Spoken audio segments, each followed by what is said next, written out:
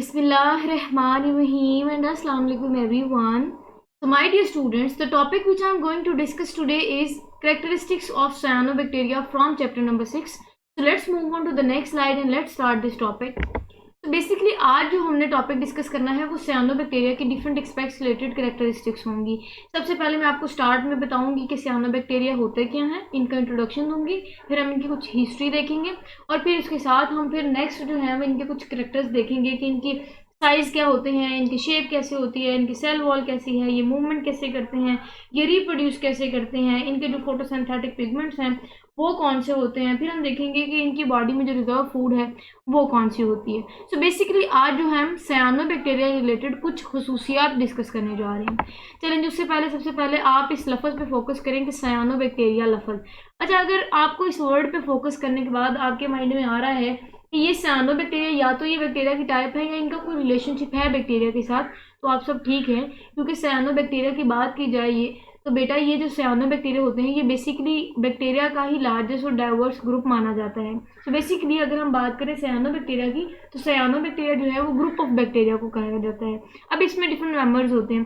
Further जो है वो एक टॉपिक आएगा नॉस्टोक का, वो इनकी जो है वो एग्जाम्पल भी है, वो सियानोबैक्टीरिया की जो एक स्पेसिफिक एग्जाम्पल है, उस मेंबर के साथ हम जो है वो फर्दर प्रोसीड भी करेंगे, उनकी जो डिटेल है वो भी देखेंगे। तो आज का टॉपिक स्टार्ट करते हैं। सियानोबैक्टीरिया का इंट्रोडक्शन देख लिया, उसके बाद मैं आपको बताऊंगी इनकी थोड़ी सी हिस्ट्री कि अगर पुराने वक्तों की बात की जाए तो पुराने वक्तों में जो सियानोबैक्टीरिया हैं इनको ब्लू ग्रीन एल्गी माना जाता था।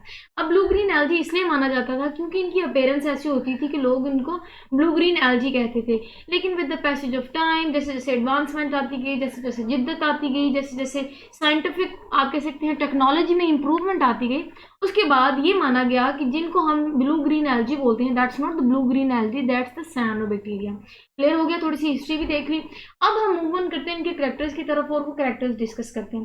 बेटा आपकी बुक में पहला कैरेक्टर जो मेंशन है वो है ट्रू प्रोकैरियोट्स। अगर हम सियानोबैक्टीरिया की बात करें तो ये ट्रू प्रोकैरियोट्स हैं। क्यों ट्रू प्रोकैरियोट्स मानते हैं? क्योंकि इनके जो सेल्स होते हैं, इनके जो मेंबर के जो सेल्स होते हैं वो प्रॉपर, उनका जो स्ट्रक्चर होता है वो प्रॉपर प्रोकैरियोटिक सेल होते हैं। उनका जो स्ट्रक्चर है वो प्रोकैरियोटिक सेल से मिलकर बना होता है, जिसकी वजह से हम इन मेंबर्स को ट्रू प्रोकैरियोट्स बोलते हैं। क्लियर है? अच्छा, उसके बाद अगर हम इनके या इनके मेंबर्स की शेप की बात करें ना, तो इनके डिफरेंट मेंबर्स की डिफरेंट शेप होती है। सियानोबैक्टीरिया के जो डिफरेंट मेंबर्स हैं या इनके जो डिफरेंट आप कह सकते हैं इनमें स्पीशीज आ जाती हैं या ऑर्गेनिज्म आ जाते हैं, उनकी डिफरेंट शेप्स हैं और अपीयरेंस वाइज वो डिफरेंट है। कैसे वो एक दूसरे से डिफरेंट है? वो इसलिए कि कुछ जो हैं वो यूनिसेलुलर होते हैं, कुछ कॉलोनियल फॉर्म में होते हैं, कुछ जो है वो इनकी अपीयरेंस फिलामेंटस फॉर्म में होती है। क्लियर? शेप भी देख ली। फर्दर जो है वो मैं आपको जब डायग्राम भी दिखाऊंगी आपको तो आपको जो है वो शेप मजीद क्लियर भी हो जाएगी। अच्छा जी, अब अगर इनकी साइज़ की बात करें ना बेटा, तो इनका साइज़ जो है वो बेसिकली रेंज करता है। अब किसके दौरान, किन किन लिमिट के दरमियान रेंज करता है वो मैं आपको बताऊंगी। हम देखेंगे कि इनका जो डायामीटर है बेसिकली इन स्पीशीज़ का या सियानोबैक्टीरिया का, वो 1 से लेके 10 माइक्रोमीटर तक का जो डायामीटर के अंदर ये स्पीशीज़ रेंज करती हैं। क्लियर है? साइज़ भी क्लियर हो गया। उसके बाद फर्दर पॉइंट देखिए, अगर हम इनकी आप कह सकते हैं अपीयरेंस की बात करें, मैंने आपको पहले भी बता दिया इस पॉइंट में कि बेसिकली ये कुछ यूनिसेलुलर फॉर्म में होते हैं, कुछ ये कॉलोनियल फॉर्म में होते हैं। और बात की जाए इनकी तो इनकी जो मोस्टली स्पीशीज हैं वो कॉलोनीज की फॉर्म में एग्जिस्ट करती हैं। कॉलोनीज ऑफ ट्राइकोम, यहाँ एक वर्ड लिखा है ट्राइकोम वाला लफ्ज़ समझें। अगर हम ट्राइकोम्स की बात करें तो बेसिकली ट्राइकोम्स जो हैं उनको हम चेन ऑफ सेल्स बोलते हैं।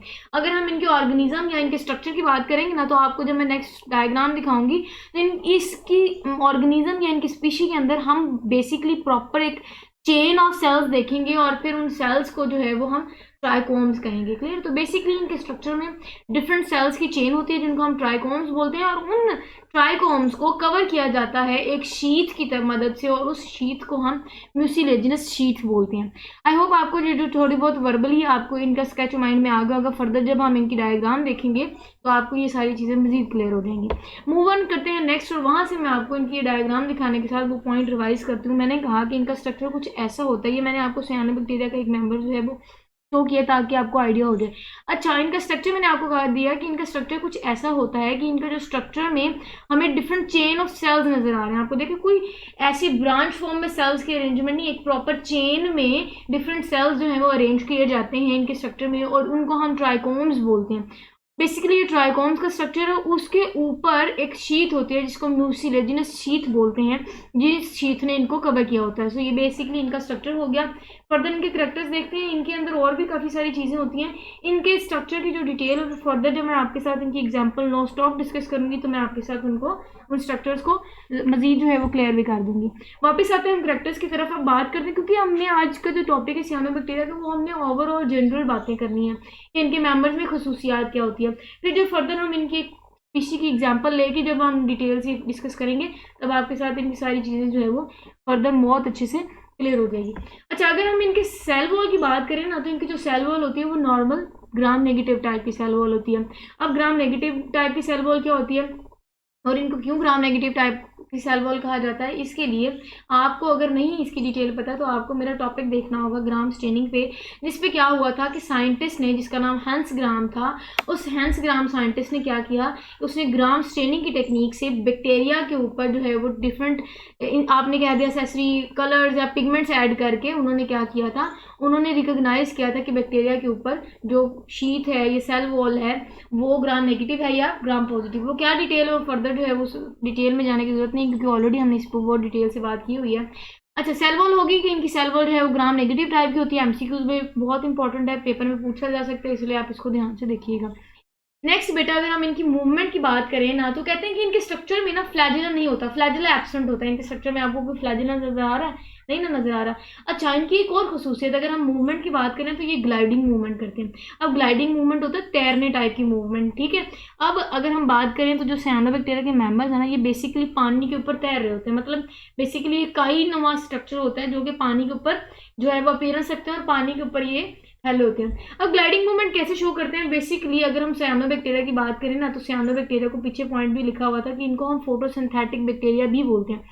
फोटोसिंथेटिक बैक्टीरिया इसलिए क्योंकि ये फोटोसिंथेसिस करते हैं। अब ये फोटोसिंथेसिस करते हैं तो आपको पता है कि ये फोटोसिंथेसिस के रिजल्ट में ऑक्सीजन जो है वो रिलीज होती है, ये गैसेज रिलीज होती हैं। तो जब ये बैक्टीरिया अपनी बॉडी के अंदर फोटोसिंथेसिस का प्रोसेस कर रहा होता है तो इनकी बॉडी के अंदर डिफरेंट गैसेज जो है वो एक्यूमुलेट कर जाती हैं और वहाँ जो है वो इनकी बॉडी में गैस वेजिकल्स बन जाती हैं।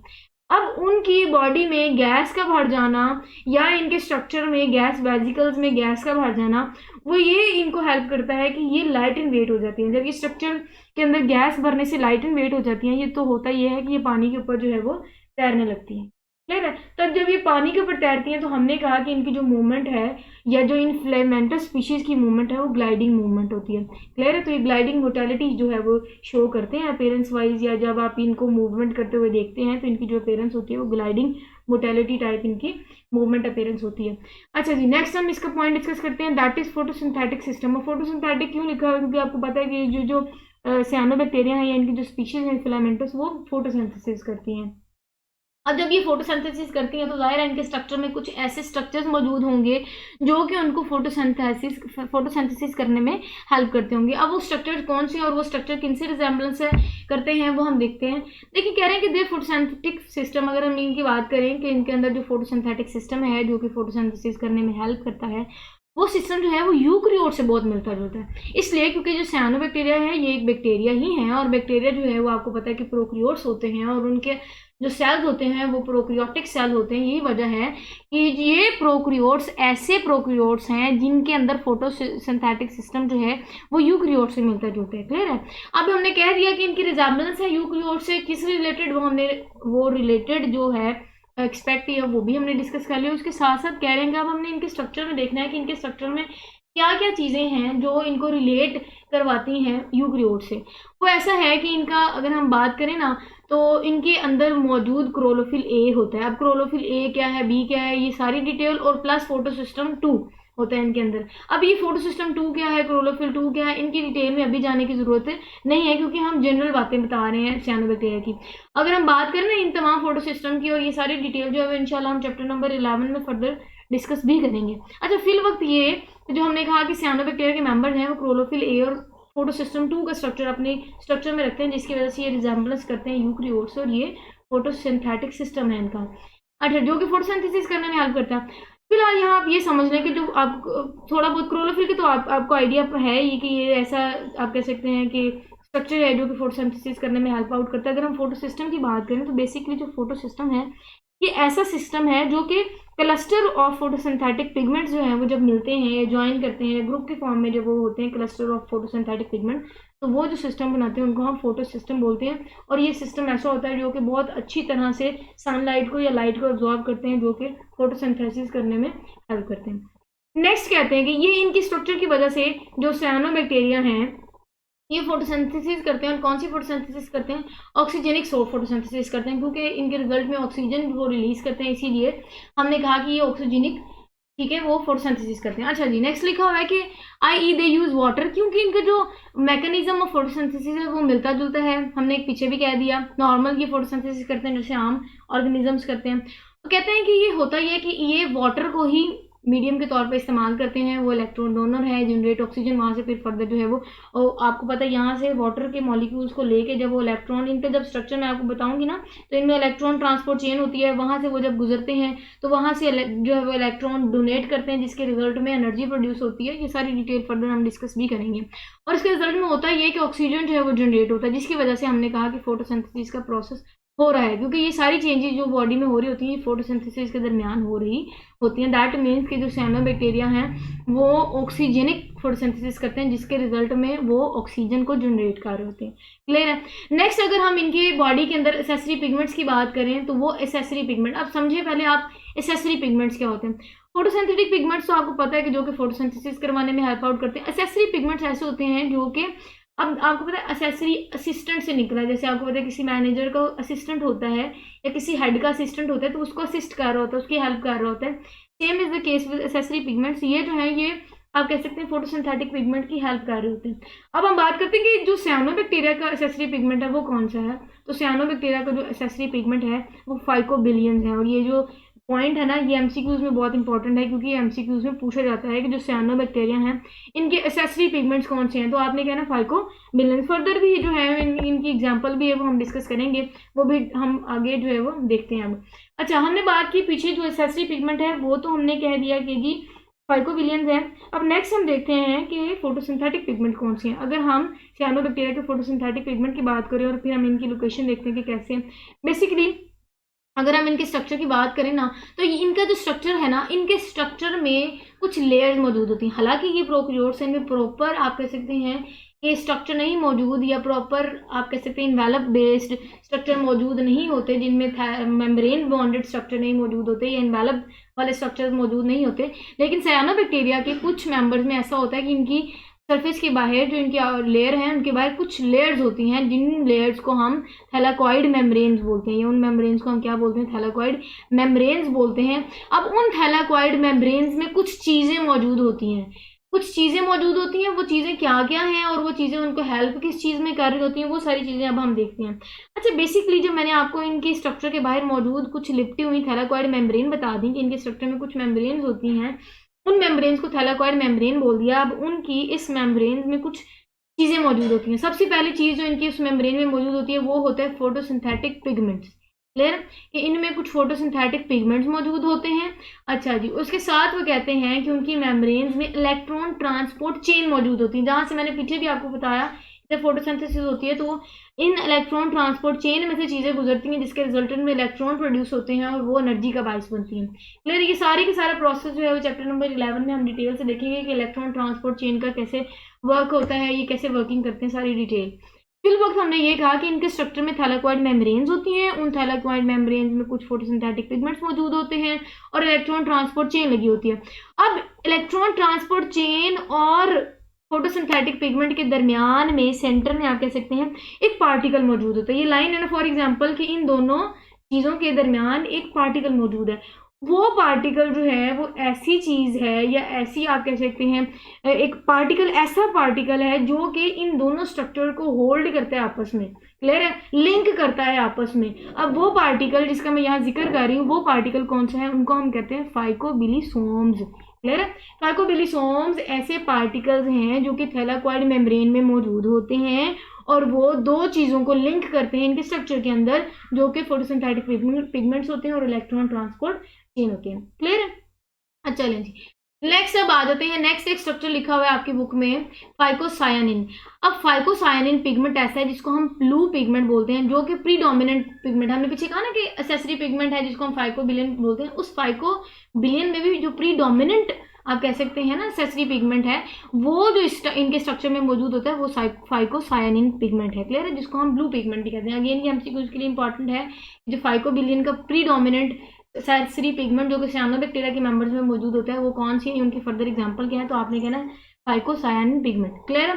उसके बाद कहा कि ये बात बताने के बाद उन्होंने कहा जी कार्बन डाइऑक्साइड जो है वो इन सारे के सारे अमल के बाद कार्बन डाइऑक्साइड जो है वो असीमिलेट होती है, और असीमिलेटेड के बाद उन्होंने कहा कि ये सारे का सारा प्रोसेस केल्विन साइकिल के थ्रू हो रहा होता है। अब केल्विन साइकिल क्या होता है, इनकी क्या डिटेल है, फर्दर यहाँ बताने वाला जो है वो तुक नहीं बनता। इनकी सारी की सारी डिटेल जो है वो हम नेक्स्ट चैप्टर नंबर 11 में देखेंगे, जहाँ तो आप कह सकते हैं कि हक बनता है इसके टॉपिक को डिस्कस करने वाला। अभी फिलहाल हम साइनोबैक्टीरिया की कैरेक्टरिस्टिक डिस्कस कर रहे हैं, तो उस कैरेक्टरिस्टिक के लिए हमें ये पॉइंट यहाँ तक ही काफ़ी होगा कि इनके मेंबर जो है वो केल्विन साइकिल के थ्रू कार्बन डाइऑक्साइड को जो है वो एलिमिनेट कर रहे होते हैं। हमने सारे एमसीक्यूज भी इस टॉपिक के तैयार कर दिए।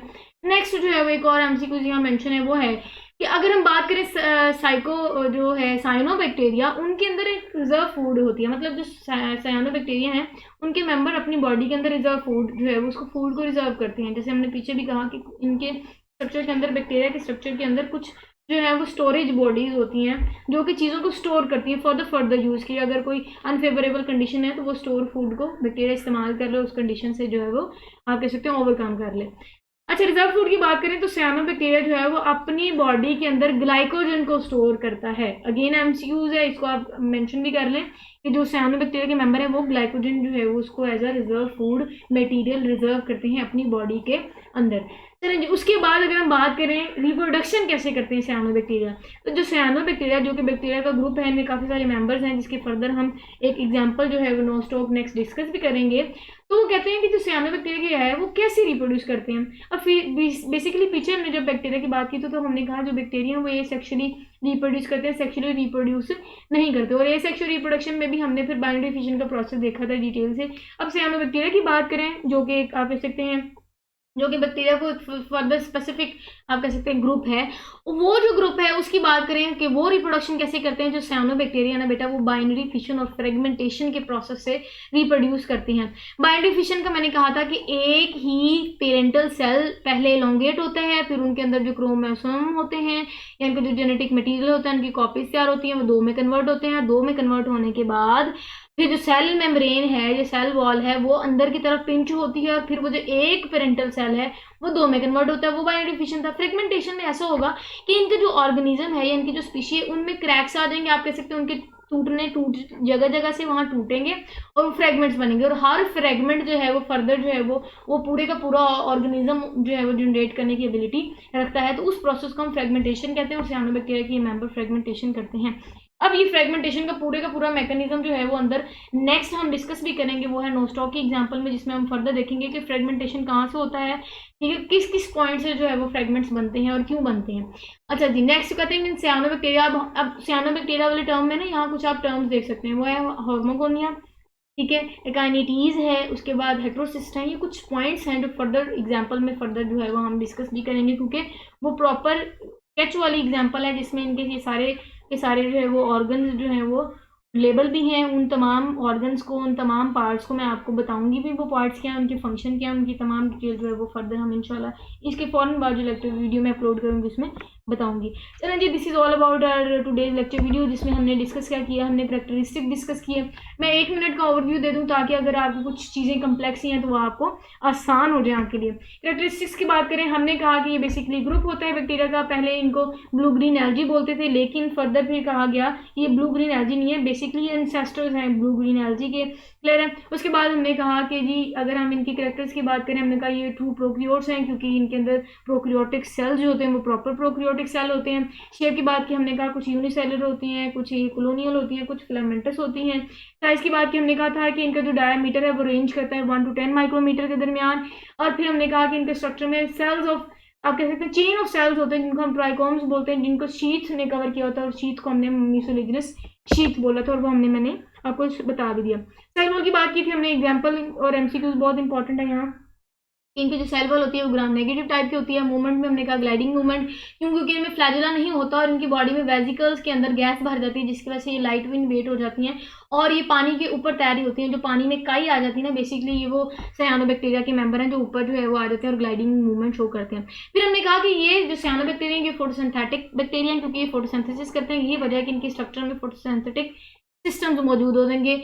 और हमने कहा कि इनके वो स्पेसिफिकली कौन से, और आप कह सकते हैं स्पेसिफिक ऑर्गन्स या कौन से स्पेसिफिक आप कह सकते हैं पार्ट मौजूद होते हैं। वो ये कि इनमें क्लोरोफिल ए मौजूद होता है, इनमें फोटोसिस्टम 2 मौजूद होता है जो कि इनको फोटोसिंथेसिस करने में हेल्प आउट करता है। और एक बात ये भी लिखी थी कि यही स्ट्रक्चर इनको यूकेरियोट से भी मिलाते हैं। उसके बाद हमने कहा कि ऑक्सीजेनिक फोटोसिंथेसिस करते हैं। क्यों? क्योंकि ये ऑक्सीजन जो है वो रिलीज करते हैं as a result of photosynthesis.